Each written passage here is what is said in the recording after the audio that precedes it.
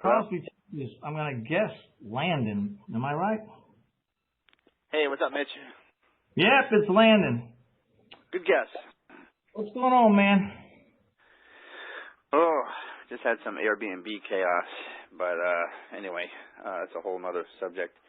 I had a question for you on origination fees, and just I want to know how much you charge, and do you have them put it anywhere on the contract? I just had a recent problem where the attorney I had doing the owner finance docs for me, the RMLO people put the origination fee in there, but the attorney didn't transfer it from the RMLO docs to her closing docs. So it was kind of a little dangerous, but luckily the borrower agreed to pay anyway, and it was about $5,000. So do you put them on the contract, or you just let them know about it at closing? I'm not sure that we have origination fees, because I think that affects the APR, doesn't it? It does, and that's why, like, this one should have been 5,100, but when the RMLO people readjusted it, it was like 4,700 and change because, just to stay compliant. So yes, it does. Yeah. But still, I'd rather have that 4,700. I know what you're saying, though. It's you squeeze in one part of the bag and it's going into the other, so it doesn't really matter.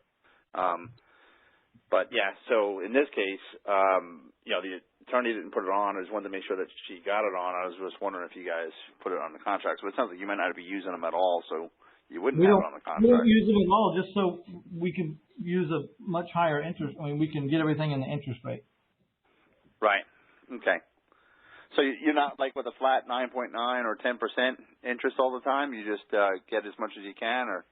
Well, you can't go flat because, the RMLO is going to check some index every Monday, and then we're supposed to be right.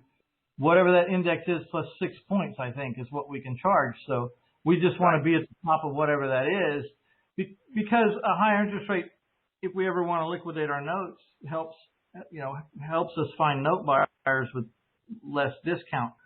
But there's something to be said for getting some of your money or getting some cash up front. I mean, it's a choice, right?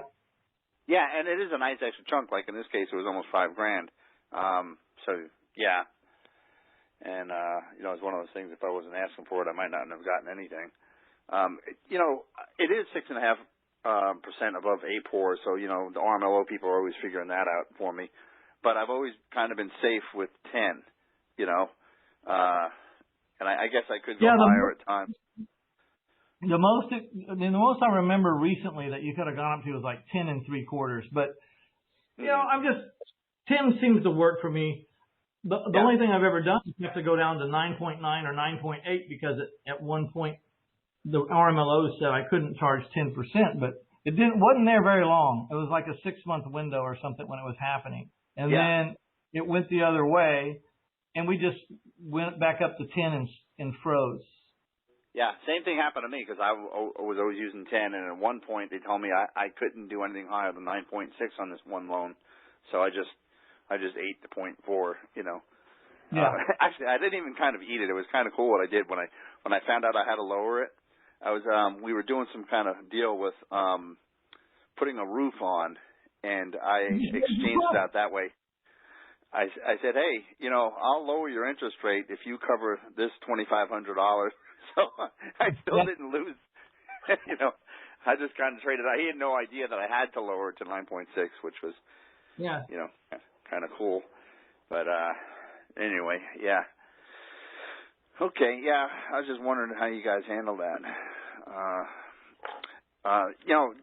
That last caller who was on, I was on the call last week, and it was kind of a short one, but there was only two of us who raised our hands, and that was me and Saul. So that guy probably got on like right after we got off, is what I'm guessing. Yeah, that's what I was thinking, because I think I remember Mike saying just wasn't a lot of people on the call last week, and answered a couple questions, and it was over. So it doesn't happen very often, but every now and then it does. Yeah. Yep. It used to happen all the time, like around Christmas and New Year's and everything, and we just decided not even to have a call because, like, everybody's too much into the eggnog already, so nobody really wants to call anyway. Yep, exactly. Yeah. So, all right, man. So, hey, we did. I don't want to have a long conversation about this, but it sounds like everything got wrapped up with your payments to the county and the taxing authorities, right? But I will say this to everybody listening. We're having real problems with certified signed receipt mail. It's taking 2 to 3 weeks for these things to go through, and it's not just 1 or 2 of them. It's a lot of them. So you might want to do overnight or something else besides certified signed receipt right now. I don't know what it is, but that part of the system in the United States Post Office is kind of broken right now, and I don't know why. But yeah, that and delivering Trump ballots. I think that part was broke too. But, anyway, yeah, no, Shelley had updated me on that. She said that she spoke with you and that there was a problem with getting certified mail delivered, but it sounds like it's being handled now. Yeah, so hopefully it was just, I don't know, a temporary glitch because I like that service, but it's not like we can't find something else to do. You know, if the United States Post Office can't handle it, we'll find someone else to handle it. You know. Yeah, exactly. Yep. All right. But yeah, thanks for straightening that out for us. I appreciate it, Mitch. She was right. kind of getting nervous. Yeah, I wish it would have happened faster, but you get lost in these bureaucracies; they won't tell you anything. So. Yep. All right. So. All right, brother. Thanks. All right, Mitch. Have a good night. Bye-bye.